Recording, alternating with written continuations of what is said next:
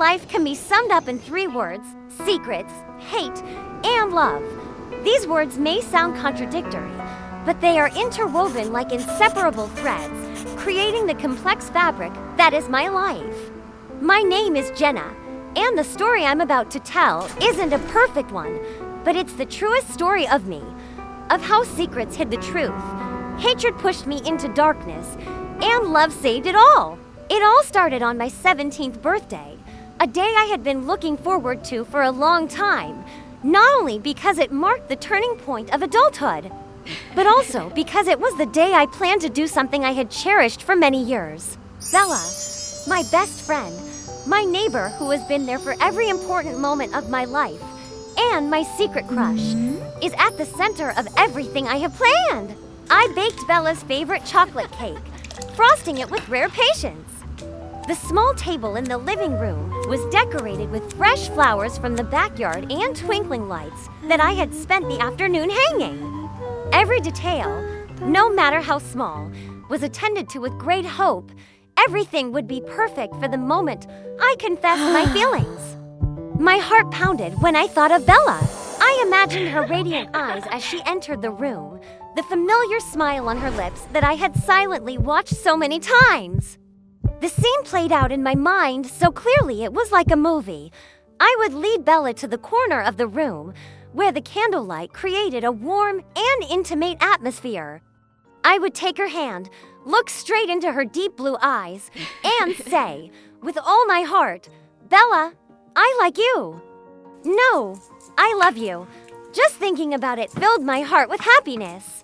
This would be the day I would come out of my shell, the day I would bare my heart naked, honest, and full of longing. I had dreamed of this day for years. Bella was not only my best friend, but also the first person who made me feel special, understood.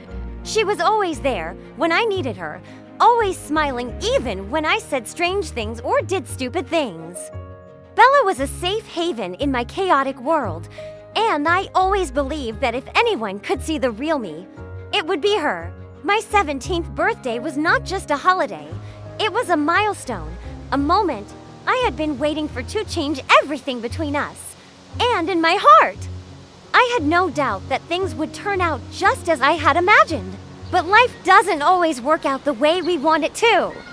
It all comes crashing down in one phone call. Bella's voice came through the line, soft but firm. The name was like a stone dropped into my emotional lake, creating waves I couldn't control. Jack wasn't a stranger. He was someone I'd seen Bella mention with a twinkle in her eye, someone she seemed to be waiting for in a special way. And now, I realized that Jack was the reason Bella hadn't looked at me the same way. My throat tightened. I wanted to ask more, to find out why, but the words wouldn't come out. I didn't want Bella to notice the tremor in my voice. Didn't want to reveal the heart that was breaking with every breath I took. So I just said, "Okay, I'll do it." When I hung up, I stood still. The phone was still in my hand, but it seemed heavier than ever. I felt like the air in the room had become thick and stuffy. Pain seeped into every vein, every beat of my heart. I walked to the window, pulled back the curtains, and looked outside. Bella appeared, as beautiful as I had always said she was. She stepped out into the street with a light step, her hair blowing in the wind. Her face lit up as Jack approached. Jack smiled, reached out to stroke Bella's hair, and they shared a kiss. My heart was in my throat. I didn't know what hurt more, seeing that kiss, or being unable to do anything but stand there, helpless. I had been preparing all day for Bella. The cake I had baked was still on the table, untouched. The twinkling lights, the fresh flowers, everything seemed meaningless now. I couldn't help but wonder, what went wrong? Had I misread the signals? Were those moments when I thought Bella was smiling at me just an illusion?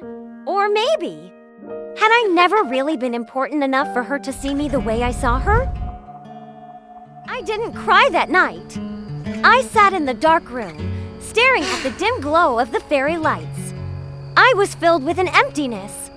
The pain was so great that I couldn't feel it anymore, as if my heart had frozen to protect itself. I knew that everything had changed. Our relationship would never be the same again. Bella didn't know what she had taken from me, and I didn't have the courage to tell her.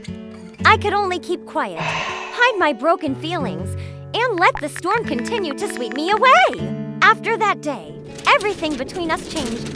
I tried to act as if nothing had happened, continued to smile, and talk to Bella like before. But the more I tried, the more I realized that things were no longer the same. The feeling of jealousy and hurt inside me was like a smoldering fire, constantly spreading, burning every little piece of my heart. Every time I saw Bella and Jack together, laughing and talking happily, I felt like I was being pushed further away from her world. I was no longer special in Bella's eyes, and that hurt me more than anything.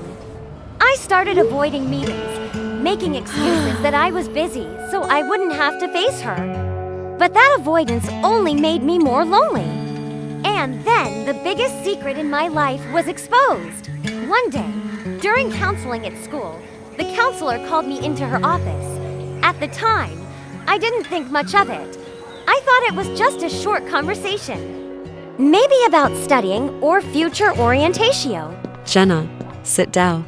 She spoke softly, but that only made me more nervous. I sat down in the chair opposite her, feeling uneasy. She slowly placed a file aside, then looked directly at me. There's something I think you should know. She began, her voice slow and deliberate. Bella came to see me last week, and she shared something that I felt I needed to tell you. I frowned. Bella, what could she not tell me directly, but had to go through the counselor? Bella overheard a conversation between your father and her father. The conversation implied that you and Bella might be half-sister. I froze. The words echoed in my head, over and over again like an echo. Sister? Half-sister? The questions rushed through my mind, but my mouth felt like it was sealed shut. I couldn't get a word out. How could this be? How could the person I loved so deeply, the person I had placed all my hopes and emotions in, be the person I had to call sister? I walked out of the office with heavy feet, my heart filled with emotions I couldn't name. Each step down the hallway seemed to take forever. I didn't know where I was going, but I kept walking, as if trying to escape the truth I had just heard. When I got home, I slammed the door and sat on the floor. My breathing was labored, and a nameless fear gripped me. If this was true, it would change everything to Bella. She didn't know about my feelings, and now I felt like I couldn't say it. How could I tell her that I loved her, knowing that we could be sisters?